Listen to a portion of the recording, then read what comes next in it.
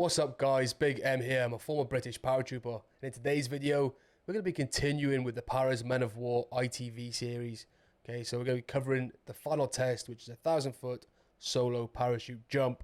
If you like what you see guys, hit that like and subscribe. It massively helps out the channel, and I really appreciate all your support so far guys, so thank you very much. Share this with your buddies. I'll also post all my links to my socials in the description below, so please feel free to follow me on those too. But guys, let's get into it.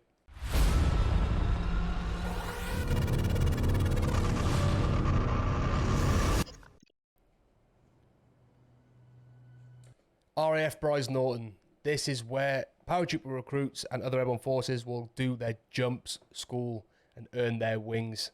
It says here 1,000-foot solo is the final test. When I was going through my jump school back in 2008, the final test, or the final jump as such, was at 600 feet. So it's a little bit different for what it is in this video. But let's see how we get on.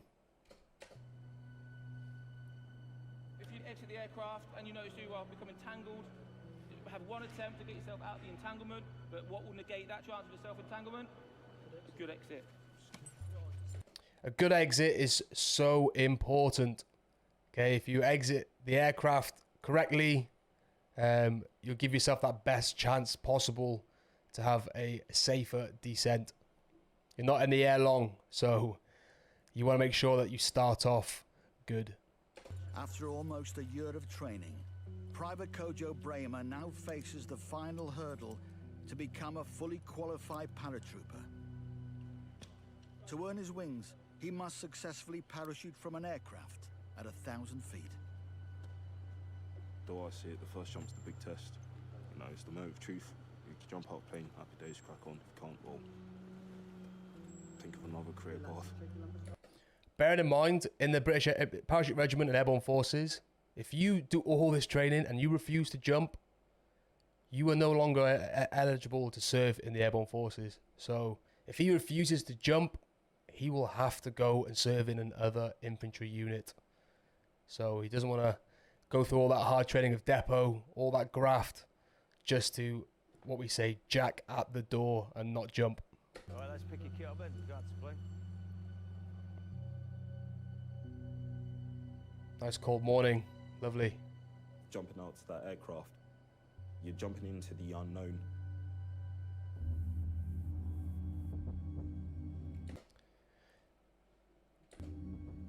I do get nervous.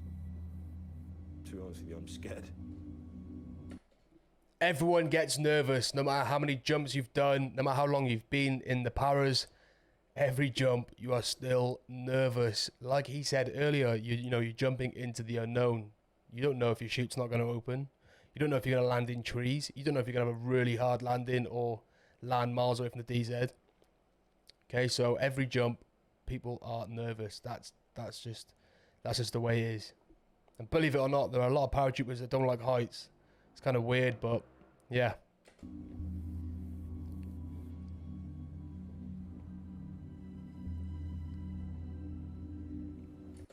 For those who don't know, the style of parachuting is what we call static line parachuting.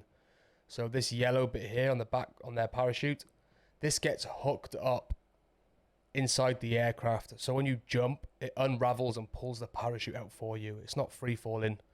Okay, so this is called low level parachuting, and it automatically pulls your parachute for you when you leave the aircraft. It's about, you know, showing them you're worth joining the brotherhood, you're worth joining the regiment, because, you know, they don't want anyone that's a liability. For all you new guys who are thinking about joining the paras, this is what you'll expect once you finish depot. You'll be heading to Bryce Norton and you'll be dying to get your wings. There's nothing worse than being in battalion around fully qualified paratroopers, seasoned paratroopers, without your wings, okay? You don't want that. So as a new bloke, as a new paratrooper as such, you want to get your wings as fast as possible. Got helmet, seatbelts on, yeah?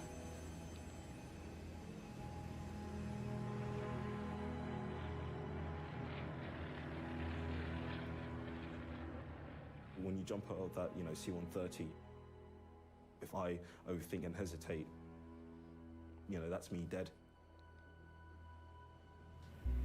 Stand by. You don't really get chance to hesitate, okay? You don't really get chance. The way the speed of the stick movement, the stick is what you stand in, essentially. The row of blokes, it's called the stick. You're getting like ushered through from the dispatchers, and you're getting pulled at like a fast rate, so you haven't really got time to hesitate. Before you know it, you've been thrown out the aircraft. So, yeah, you don't really get a chance to hesitate. Unless you physically unhook yourself or jump to the floor and just don't move, you're leaving that aircraft, parachute or not, you know what I mean? Check equipment. Check equipment. This is the static line. Action station.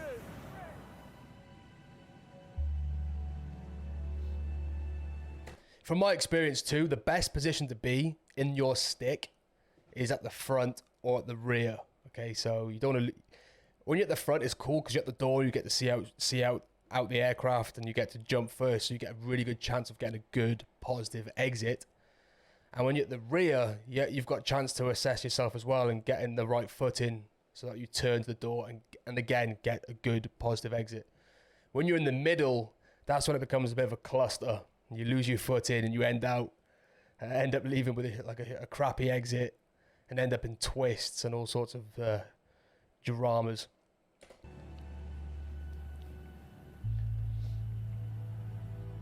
For me to, you know, become a paratrooper, I can say, you know what, I did this, I conquered it. It will be a massive achievement in my life.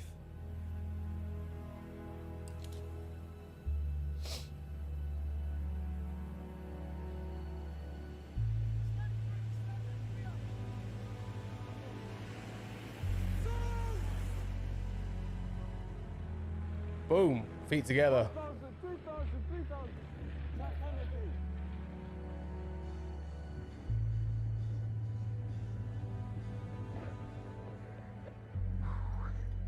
Fucking hell. It's a sigh of relief when that parachute is open.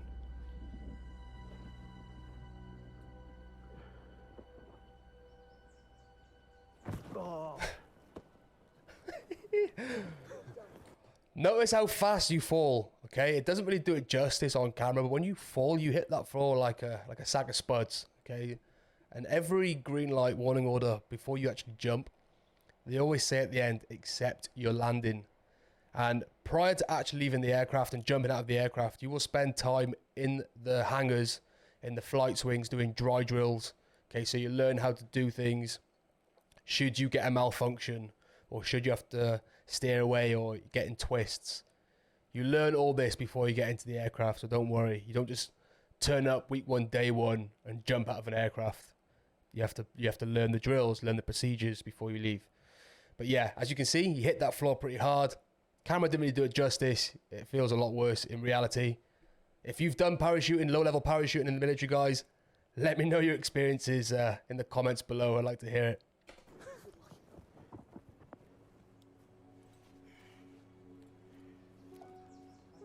I feel proud of myself because I didn't hesitate, I didn't flap, I just jumped out when they told me to jump out. You do. It's a fuck me moment because, you know, I've just jumped out of an aircraft and it's not normal for an 18-year-old to do it. So it's something that'll always be with me. I'd fantasize about, you know, being a soldier, like a little mini Rambo. Now I don't need to be watching all them action films thinking about, you know, how cool would it be to do this.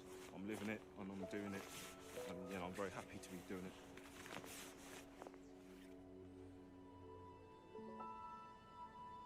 Nice. Guys, short video. Let me know in the comments what you thought about it. Are you joining the paras? Are you looking forward? How far are you in the recruitment process? Are you in depot now? Let me know in the comments below. But guys, I'll see you in the next one.